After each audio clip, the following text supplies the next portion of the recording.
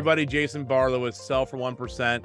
Here with the whole crew. I got my dad, head broker Dave Barlow, my younger, good-looking brother Jamie Barlow, and my old friend Michael Hopper. Hopper, you got a neighborhood of the week? Take us away, sir, to the land of the free, home of the brave. It's Pickerington, Ohio.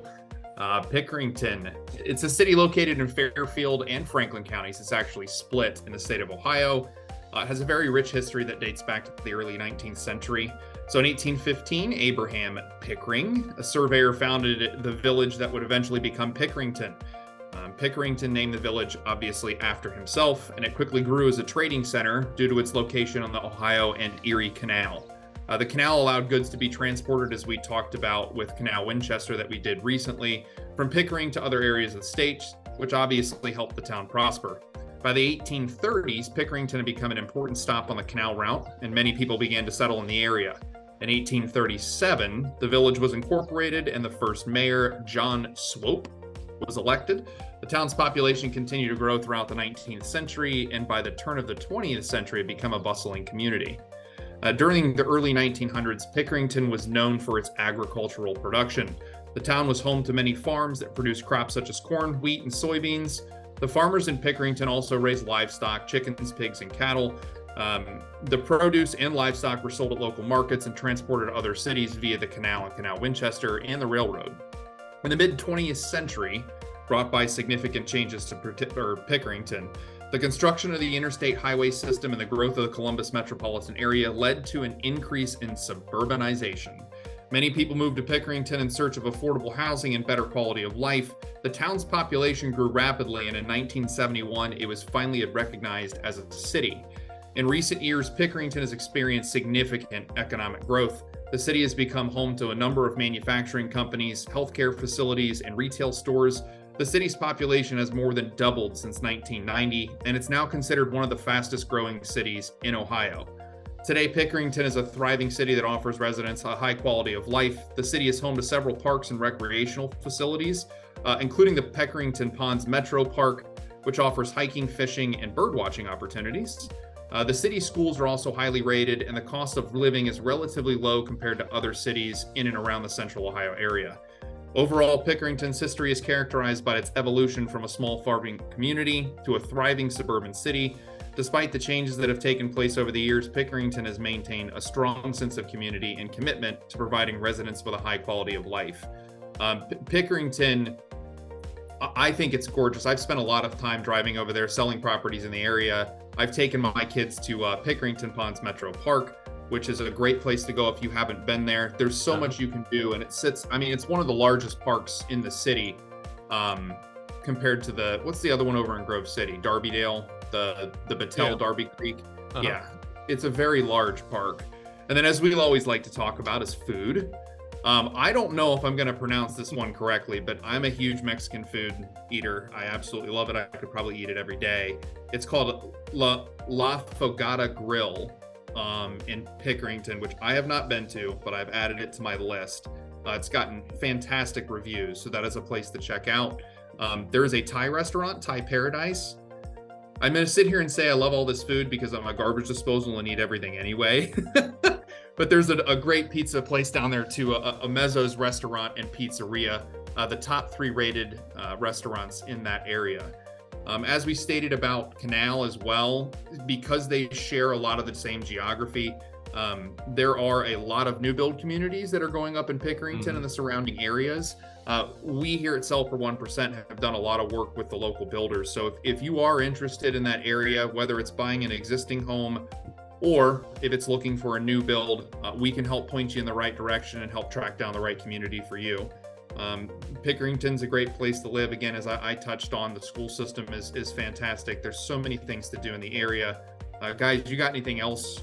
I know that a lot of you have spent a lot of time there, so I'm curious what you guys have to input as well. I heard here in the previous weeks that Pickerington has 2 stud basketball players that are going to be, getting some pretty top of the line offers, and that their high school basketball team is top of the line this year. So, yeah, and I remember playing rugby. Pickerington had a good rugby team. They always had a good football team. So I know they're good with sports. Yeah, they are. And Jason, correct me if I'm wrong, but isn't Jack Sawyer on Ohio State? Didn't he come out? Was he coming out of Pickerington North? I don't know where Sawyer's from, but Sonny Styles is from Pickerington. Styles is from Pickerington too. And We've had actually Sawyer's not from Pickerington. No, okay. The Bourne brothers were Pickerington, weren't they? Yeah. Then they were traders, and then they redeemed themselves in their family crest. Well, They their now dad, have their awesome dad trash was. cans all around Columbus. Their The dad older brother was too. Was he? But he transferred to Ohio State. He's the one that started. Yes, that's the redemption of the blood of the Bourne family. Okay. And then Zach Bourne was a stud. And then Jacoby Bourne was the center that came out of Pickerington. But Dad played at Michigan, Dad and older brother Justin, yes. right? Which is why the older brother went, and then came to his senses. So just Jack Sawyer did come from Pickerington North, and he was Division I, Region 3 playoffs, and the OCC Ohio Division Player of the Year as a junior. So yeah, he actually, I just checked it out. He come from. There's so many players that come from Pickerington. And I guess my thinking about that question- whole situation, that was the gift from Rich Rod, because the only reason why he came here was because Lloyd Carr left, Right. Yeah. and Rich Rod went there.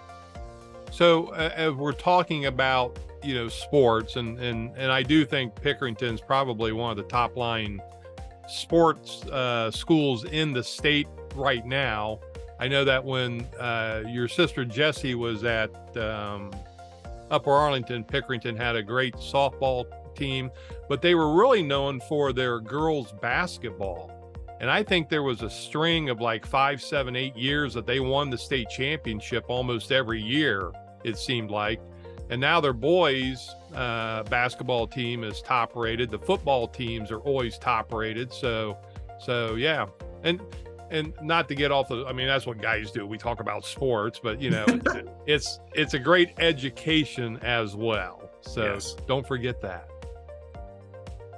Yeah, no, the neighborhoods are actually pretty unique in Pickerington. There's some that kind of like if anybody's familiar with the Ridgewood area in Hilliard, without the curbs and without the sidewalks and stuff, more of a natural environment. There's quite a few subdivisions in Pickerington that offer that aesthetic as well.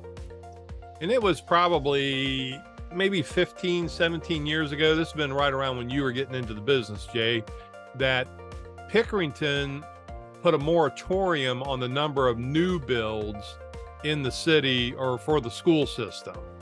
And I forget what year it was, but they limited the number of new builds to 100 new houses to be built each year.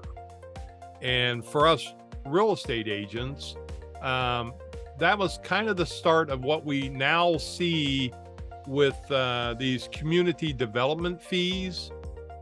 Because it used to be that the cities would pay for the infrastructure. They'd put in the streets, the curbs, the sidewalks, the water, the gas, electric, blah, blah, blah. And that would be an incentive to a builder to come build in your city, your school system. And Pickerington was growing so fast, and they wanted to limit the number of new kids coming into the school system, that they put this moratorium out there. And so the developers and the builders said, well, what if we paid to put in the streets, the curbs, the sidewalks, blah, blah, blah. And the city said, yeah, we'll work with you on that.